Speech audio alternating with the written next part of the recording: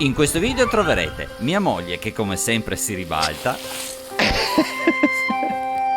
Chi arriva prima a valle offre la prima birra. Dove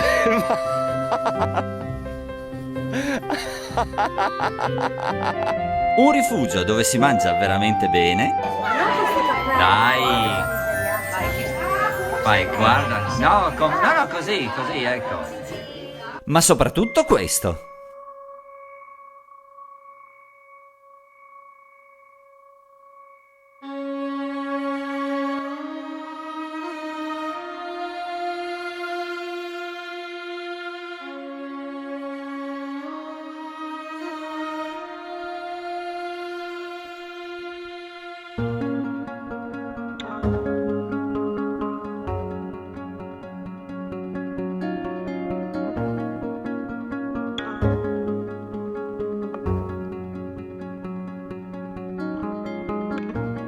Come and wake me every night.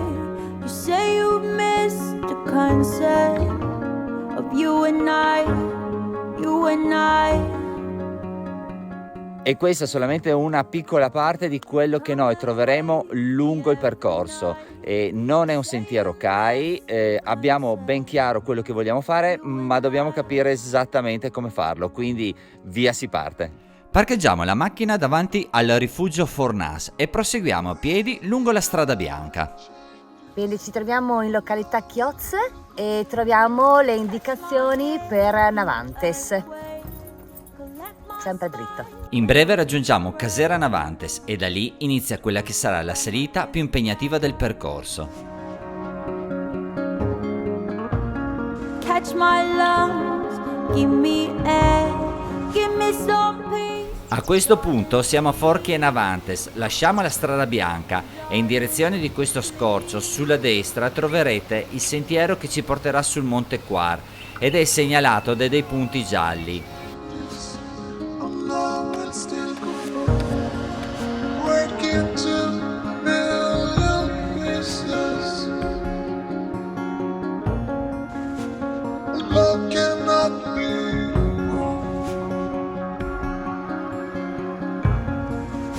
Monte Quar, 1350 metri di altezza. Cosa facciamo? Mettiamo il sassolino del sorriso. E chi lo trova? Lo porta in una festa. Fantastico. Give me tears so I can cry. Give me heart so I don't die. Give me tears.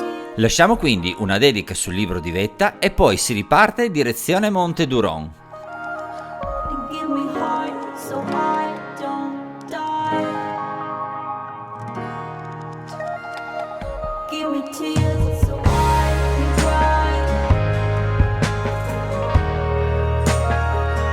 Give me heart. Cos'è quello lì? Un nido? Dai, che bello. Che abbiamo trovato a terra, chiaramente. La costruzione mica da poco. Qua. Architetti. Give me heart so I don't die.